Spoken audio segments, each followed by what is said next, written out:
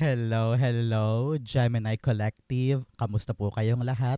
Ako po ito si James from James Tarot PH. Welcome po sa inyong weekly reading for June 8 to 14. Siya nga pala, happy birthday po sa mga nag-celebrate ngayon. Welcome po sa ating channel. Alamin natin kung ano po naghihintay sa inyo sa special Gemini season na ito. But first, mga Gemini, ihanda mo na ang yung isang tanong para sa ating isang tanong, isang sagot.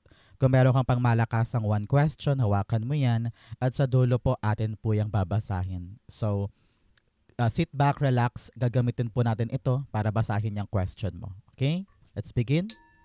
Holy Spirit, Spirit Guides, bigay po natin kay Gemini ang mensaheng dapat nilang malaman. Inhale and exhale. Your cards for the week. Nice. Ooh, beautiful. Siya nga pala mga Gemini, maraming salamat ha sa lahat po ng hindi nag-i-skip ng ads, nagla-like, nagko-comment, malaking tulong po yan. Every time po na meron tayong libreng reading para po sa inyo. Maraming salamat po sa inyong support at pagmamahal. So keep on liking, keep on commenting, and thank you for not skipping the ads. So, in the background of your reading, meron kang the King of Cups. Okay, Gemini, itong linggong ito, pinapayuhan ka ng yung spirit guides na magpakahinahon. Ramdam ko dito na marami kang gagawin this week. Very busy, maraming dapat unahin, maraming dapat asikasuhin, kaya importante pangalagaan mo ang iyong emosyon. Okay? Kasi there will be moments na kahit hindi mo naman minimin yung sinasabi mo, pero dahil galit ka or dahil irritable ka, nasabi mo yung maling bagay. So make sure na bilang paalala, relax lang tayo. Narinig ko rin dito, always tell yourself, everything will work fine for me. Ulitin mo nga, everything will work just fine for me. So ngayong linggong ito, lagi mong isipin na, ayos yan, normal yan, maganda yan, okay to. Para nang sa ganon, hindi ka mag-aligaga, hindi ka mag-worry, and kalmado ka lang. Very importante yan para sa'yo this week. Especially in your core energy, you have the King of Swords. Alam mo, sabi dito, imbes na damdamin ang pairalin, utak ang pairalin. Very specific ito ha, sa mga naghahangad ng bagong pag-ibig. Sabi dito, huwag kang basta-basta papahulog sa emosyon mo. Kailangan matalino ngayon ang pagde-decide mo tungkol sa magkaibang taong parang attracted ka. Unahin ko na muna yung mga may pag-ibig ha. Susunod ko yung iba. So, sa mga naghahangad ng pag-ibig or humaharap ngayon sa pag-ibig setting, sabi dito, make sure na iniisip mo yung realidad kesa magpakatihulog ka sa yung emosyon. Kasi minsan masaya lang, nakakakilig lang, pero kailangan mo makita kung kaya ko ba tong panindigan in the long run. Seryoso ba talaga kami sa isa't isa o puro kilig lang, parang ganyan. Okay? So, para sa mga hindi naman love life, sabi dito ng yung spirit guides, panahon to para gawin yung tama. Take action, be decisive, panindigan yung isang bagay na gusto mo talagang makuha. At huwag na huwag kang maiinip, matataranta, mawawala ng gana, or matatakot. Kailangan dito meron kang concrete move and decisive action. Okay? King of Swords, the Four of Wands. Pagdating daw sa mga goal mo this week, sabi ko nga sa inyo kanina, marami kang aasikasuhin this week. Kaya importante, dito ka nakafocus. Lahat ng action mo, kailangan ang patutunguhan ay yung magandang bunga ng goal. Kaya kung meron kang mga distraction sa paligid, itapon mo yan. Hindi makakatulong yan dito sa gagawin mo. Okay? Meron din ako narinig dito, for many of you ha, parang bababa na yung isang desisyon. Parang ganun eh. Someone is making a decision in your favor at mag-celebrate ka dahil pumabor sa'yo yung outcome. Congratulations. Okay? So, mga mahal kong Gemini, ano ba yung isang desisyon o isang resulta na hinihintay mong mangyari at talagang mag-celebrate ka dito? Ramdam ko may hinihintay kang sagot, tawag, konfirmasyon, or kasagutan. I-comment mo ngayon sa baba, pag-usapan natin, i-manifest natin, it will happen for you. Okay? In the area of what you need to focus on, meron po kayong the Three of Wands. Sabi dito, mag-focus tayo sa ating expansion, sa ating pagkilos pahakbang, paabante. Nakita ko dito na parang meron ka pang hesitation in moving forward. Parang nagadalawang isip ka pa na itutuloy ko na ba? Gagawin ko na ba? Um, or aalis na ako dito, maghahanap na lang ako ng iba. Or hindi ko nahihintayin yung isang bagay. Parang ganyan eh. But your spirit guides are telling you, continue waiting for this. Kasi alam ko na gusto mo to eh, mahal mo to eh. At hinihintay mo lang yung right timing or right way or go signal para gawin to. Pero wag ka mag-alala, kitang-kita ko talaga dito na malapit mo nang makuha itong hinihintay mo. Okay? Three of Wands, the Eight of Cups. Yes, makakalarga ka din. Kitang-kita ko dito na iiwanan mo na yung mga bagay in the past at susugod ka dito sa bago. No? Parang kung may alinlangan man ngayon, makakarating ka rin doon sa pinakamatinding desisyon na, sige na nga, I will leave something behind and I will work myself out on this new thing. Meron sa inyo babiyahe eh. Parang lilipat ng ibang lugar, ibang bahay, ibang bansa, ibang trabaho. At this week, parang titibay ka. Magkakaroon ka ng payapang puso, wala nang takot, and you will make a big decision to leave something behind and chase something new. Congratulations po. So, mga Gemini, ano ang birthday mo? Comment down below para ma-activate sa'yo tong good news na ito. Okay? In the area of what you need, meron kang the Page of Swords. Sabi dito, ang kailangan mo, yun bang parang uhaw and gutom na lumaban. Parang gustong-gusto kong makuha yun. Gustong-gusto kong makuha yan. Pero kailangan natin ng action ha. Kailangan natin ng kilos. Narinig ko kasi dito, minsan ayaw mong gumalaw kapag konti lang yung alam mo sa kanya or hindi ka pa ganun kaalam. Sabi dito, you can learn naman daw as you go. Minsan hindi mo kailangan malaman lahat-lahat. Ang kailangan mo lang fighting spirit at pananalig na kaya mo. Parang ganun eh. Narinig ko rin dito na minsan dina-downplay mo ang sarili mo. Kahit kaya mo naman, sinasabihan mo ang sarili mo na, ay hindi ko pa ata kaya. Ay hindi pa ata ako ready. Pero in reality, kayang-kaya mo namang lumaban. Kasi alam ko, adaptable ka eh. Kayang-kaya mong sumuong and then pag-aralan, mag-adjust. So, wag mo laging isipin na, hindi pa ako handa or hindi pa ako ready or hindi pa ako marunong. Minsan kapag humakbang ka, doon mo marirealize na ay kaya ko pala, ay marunong pala ako, ay madali lang pala to. So, always tell yourself, I can learn naman as I go. Pero ngayon, para mapanatag ka, sinasabihan ka ng yung spirit guides na kung talagang problema mo ay yung kakulangan sa kaalaman tungkol sa isang bagay, edi i-research mo, pag-aralan mo na ngayon para meron na nangyayari, para makasulong ka na. Page of Swords, the Page of Pentacles. Yes. Kung talagang bothered ka sa sisimulan mo ngayon at parang feeling mo hindi ako makapag-start kasi nga hindi ko pa gets or hindi pa ako marunong or marami pa akong dapat malaman, edi i-prioritize mo to ngayon. Especially this week, aralin mo, buting-tingin mo, i-research mo, magtanong-tanong ka. Libre naman ang Google, 'di ba? So, marami kang pwedeng kalkalin para nakita mo ng buong buo kung paano mo aasikasuhin yung isang bagay. So, kung talagang bothered ka sa bagay na yan, edi simulan mo ngayon yung pag-aaral sa kanya para makuha mo yung tamang ritmo kung ano yung dapat mong gawin. Okay? Kayang-kaya mo yan. In the area of what's affecting your current energy, meron kang the Judgment card. Yes. Talagang this time around, bababa na yung hatol. Parang you are now making a choice making a concrete move na parang, gets na gets ko na. Naliwanagan na ako, dumating na yung go signal, dumating na yung konfirmasyon, makakapagsimula na ako, makakapagtuloy na ako sa isang bagay. Sabi ko nga, someone is making a decision in your favor. At dahil dumating yung realization na yun, parang sabi mo, sige God, kung ano man tong darating na ito, kung ano man tong resulta na ito, tatanggapin ko, yayakapin ko, pagsusumikapan ko, and I will follow you.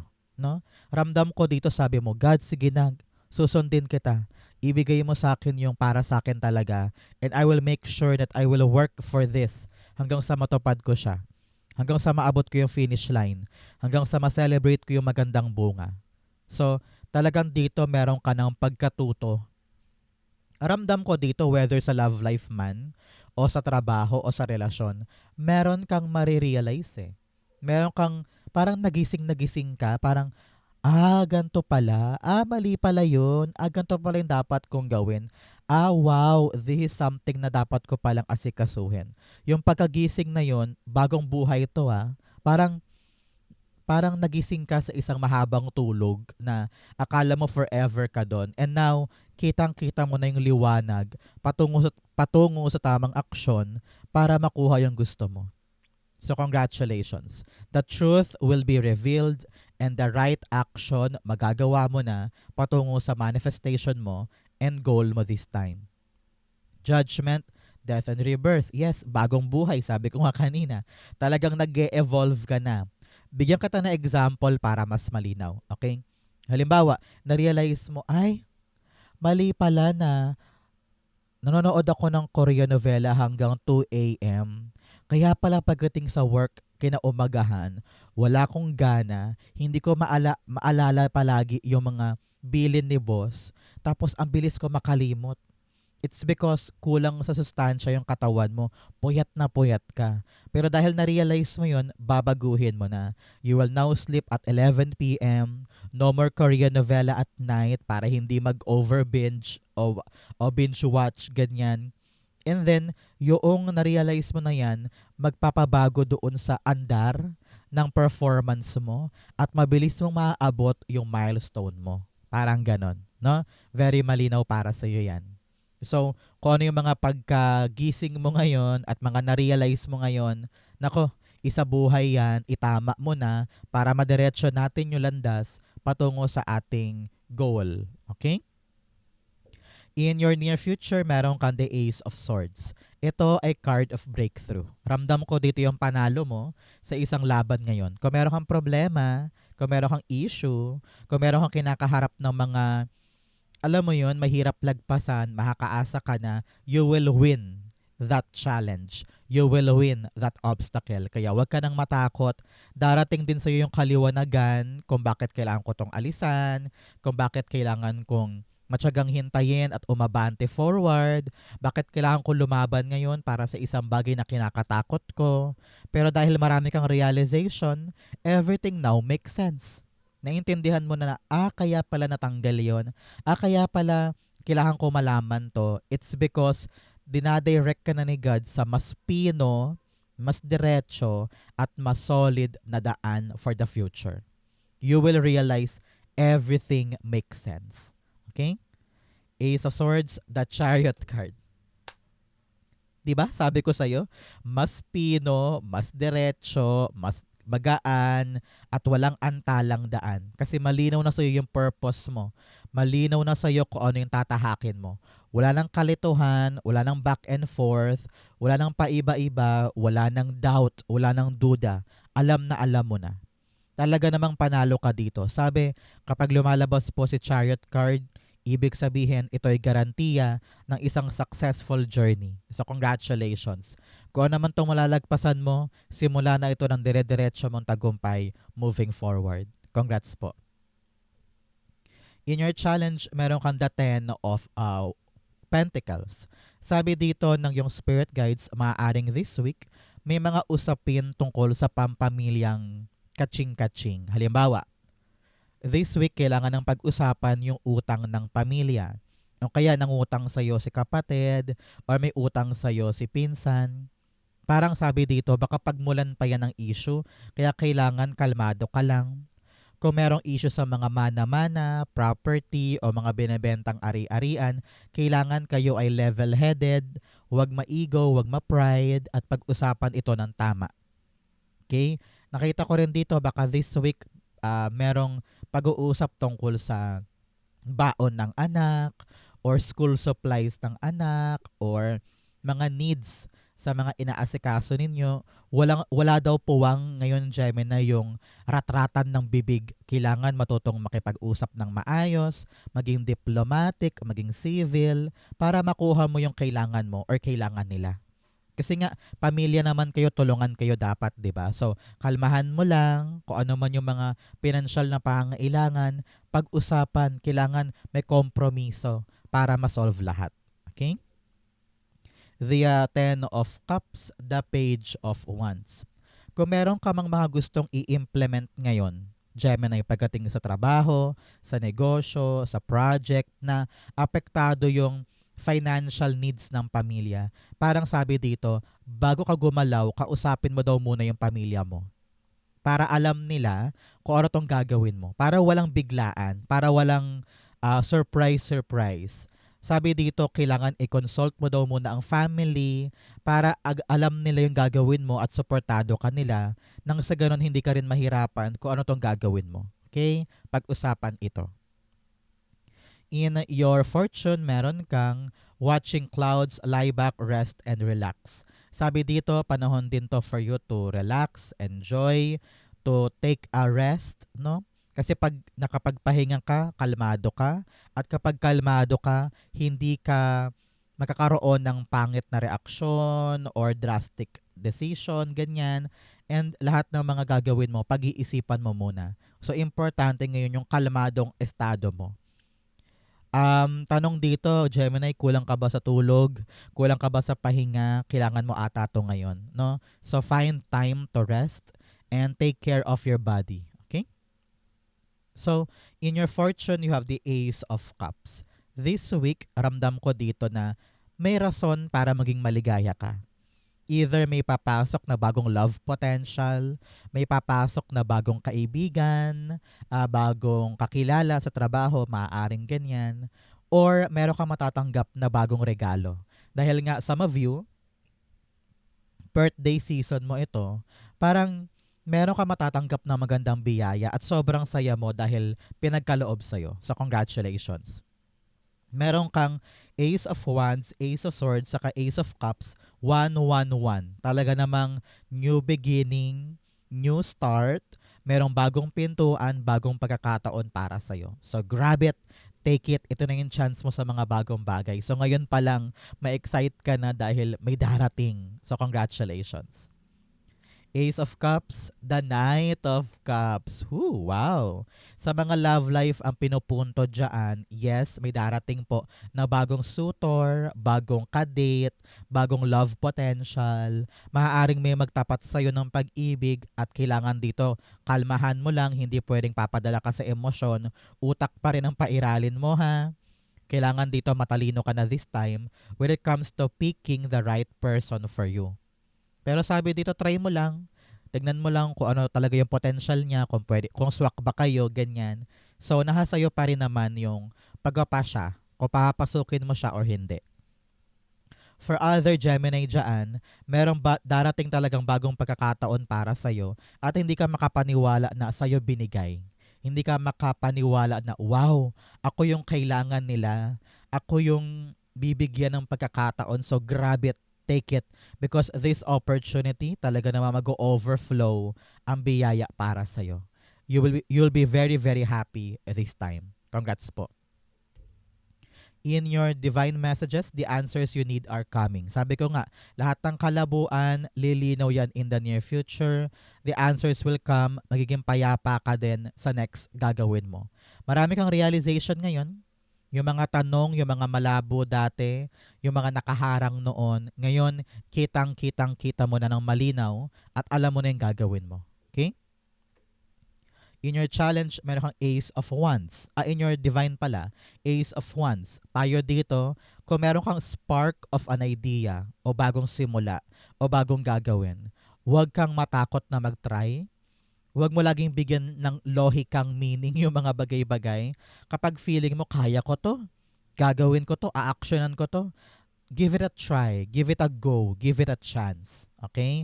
Nang sa ganun makita mo na, ay, may potential tong gagawin ko, sige subukan ko lang. Baka baguhin ito ang buhay ko. Baka maganda to, no? So, wag ka matakot lagi na mag-explore, gumawa ng mga new adventure, ng mga new chances. Okay?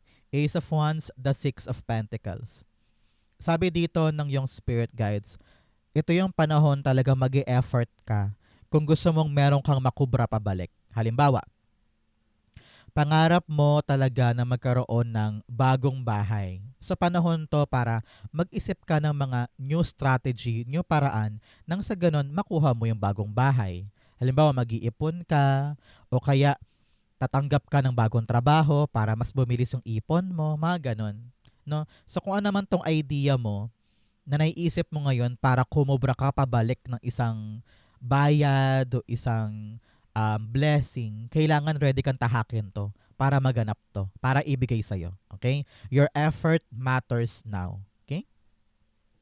Outcome mo yan, bigyan mo na kita ng fortune cards. You have bridge, successfully overcoming a problem. Wow, congratulations. Kung ano man daw po yung problema mo ngayon, kayang-kaya mo yung lagpasan at saka solusyonan. You have finger warning you of a problem. Well, araw-araw naman tayo may problema, so ano bang bago, di ba? Pero sabi dito, kung ano man ang problemang yan, kayang-kaya mo yung lagpasan. You have quill, get back to the basics. Sabi dito, simplehan mo lang kung ano yung gagawin mo ngayon, kung ano yung sisimulan mo ngayon, pag-aralan mo at hanapin mo yung pinakasimpleng paraan na swak para sa'yo, para magawa siya. You also have pineapple reconciliation. Sabi ko nga sa inyo, kung merong mga away-away sa pamilya, may mga konting gusot or hindi pagkakaunawaan, matuto maging mapagkumbaba. Huwag pairalin yung pride, yung ego. Kailangan unahin yung mga long-term kesa maging tama o kesa maging righteous, di ba? So, ang outcome ni Gemini for June 8 to 14, the Magician card. Yes, a clear manifestation is happening to you. Meron kang dinasal, meron kang hiniling, at asahan mo na merong matutupad sa mga yan. Sabi rin dito, if you believe, you will attract this. Kung talagang para sa'yo, alam na alam mo para sa'yo, darating yan. Okay? Kung meron ka mang sisimulan ngayon, meron ka mang gagawin ngayon, this is your sign. It will happen.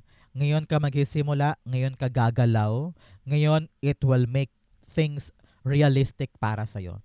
Ready ka na, kayang-kaya mo na yan, magsisimula ka na at the end of the week. Congratulations po. Magician, the Queen of Pentacles. Wow! Kung ikaw man po ay may inaasikaso tungkol sa isang negosyo, kaperahan, project, or loan, or retirement money, kung ano man tong parang kaching-kaching na kailangan mo ngayon, naku, darating siya. Magagawa mo. You will get this in your favor. Nasa kamay mo na. At makapag-relax ka na kasi nakuha mo, nagawa mo. Congratulations. Okay? Napakaganda. May perang paparating. Merong inaasahan na abundance for you. At magagawa mo siya with flying colors this week. So, Gemini, let's go na sa yung isang tanong, isang sagot. Close your eyes and concentrate on this one question. Inhale and exhale. The answer you have, King of Wands, the Six of Cups, and the Devil card. At the bottom, meron kang the Two of Pentacles. Ooh. Pinapayuhan ka ngayon collective na yung spirit guides na timbangin muna yung mga bagay-bagay. Parang panahon to make a choice. Either fighting for something or papakontrol ka na naman at papapigil ka na naman because of your self-limiting thoughts o mga tao sa paligid na toxic. Sabi dito, panahon na para palayain mo ang sarili mo sa past eh. Hanggat kinokontrol ka niyan, nahihirapan kang maging matapang ngayon. No? So, ngayon, you need to make a concrete choice. Lalaban ba tayo or babawi? Sabi nga ng sex bomb. Nasa iyo ang desisyon. Pero sabi dito, you need to make a choice. You need to tell yourself, habang buhay ba akong papatali dito? Or kakawala na ako? Kasi hindi na healthy. hindi na siya productive para sa'yo. So be brave, chase your dream, do your plan, do your action, nang sa ganun magbago na, mag-pivot na yung kwento ng buhay mo. Hanggat nagpapakasakal ka dyan, lalo kang mahihirapan mag-decide at mag-move forward. So now, nasa kamay mo ang sagot. Make a choice. Be brave so that magbago ang kwento ng buhay. Nakita ko dito, panahon na to let go, panahon na to move, panahon na for new things. The answer is yes. Yung bago, gawin mo. Yung luma, kalimutan. Yung pumipigil sa'yo, tantanan. Maging matapang ka na, tanggalin yung kadena na nagpapakulong sa'yo sa nakaraan. Okay? Your choice will matter this time. Be brave, be active, be strong. Okay? So, Gemini, ito po yung isang tanong, isang sagot. Ganon din po ang yung June 8 to 14. Sana po yung nakaresonate kayo. Comment down below. Babasahin ko po yan. Thank you, Holy Spirit, Spirit Guides, for the clarity and messages na dapat malaman ng mga Gemini this week. Thank you po for watching hanggang dulo. I love you. This has been James for James Tarot PH. God bless everybody.